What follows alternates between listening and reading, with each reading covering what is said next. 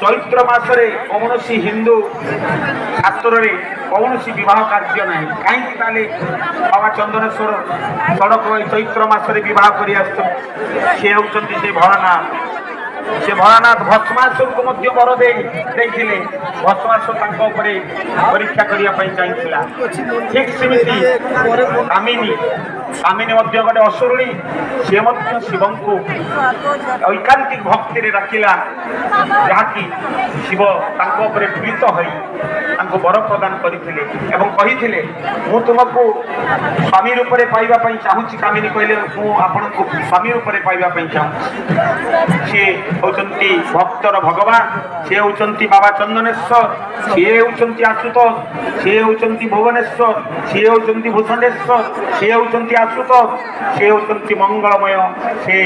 जलजंत्र हिसाब से रही भक्तर भगवान बोली आपको आशीर्वाद कले मु तुमको विवाह करी गोटे शर्त जो चैत्र मासरे